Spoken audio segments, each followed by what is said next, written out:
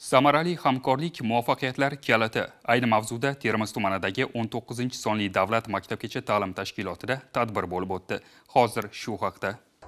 Tadbirda Surxondaryo viloyat maktabgacha va maktab ta'limi boshqarmasi mutasaddilari, Mercy Korpus xalqaro tashkiloti mas'ullari, maktabgacha ta'lim tashkilotlari pedagoglari va ota-onalari ishtirok etishdi. Unda ota-onalar bolalarning ilk yoshdan gigiyena va sog'lom turmush tarzi ko'nikmalarini shakllantirish yuzasidan ma'lumotlarga ega bo'lishdi. Tadbir dasturidan o'rin olgan turli shartlarni ota-onalar bolajonlari bilan birgalikda bajarishdi. Men ikkita farzandimni shu bog'chaga berganman. Bugungi tadbir juda ham ajoyib o'tdi. Biz juda ham xursand bo'ldik, katta taassurotlarga ega bo'ldik. Bugungi tadbirdan mana bolajonlarimizni qanaqa ta'lim olayotganligini yana bir bora guvohi bo'ldim.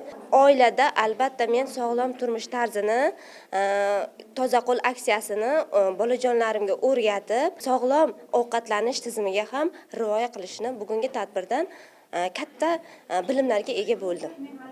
Ushbu tadbirda kuy-qo'shiqlar, qiziqarli o'yinlar, kitoblarning foydasi haqida bolajonlar ishtirokida she'rlar va sahna ko'rinishlari namoyish etildi.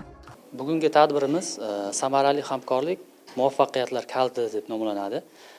Bugungi tadbirimizdan ko'zlangan maqsadimiz shu bolajonlarimizni sog'lom turmush tarzi hamda savodxonligini shakllantirish maqsadida ota-onalarimiz bilan hamkorlikda turli tadbirlar, davra suhbatlarini tashkil etish maqsadimiz. Yana toza qo'llar aksiyasini o'tkazish. Bunda bolajonlarimizning doimo sog'lom hamda sog'lom turmush tarziga amal qilish maqsadida bolajonlarimizga suyuq sovun hamda bir martalik quruq salfetkalar taqdim qilish maqsadimiz. Tadbir so'ngida faol ishtirok etgan ota-onalarga Mercy Korpus mas'ullari hamda maktabgacha ta'lim tashkiloti ma'muriyati tomonidan kitoblar jamlanmalari sovg'a qilindi.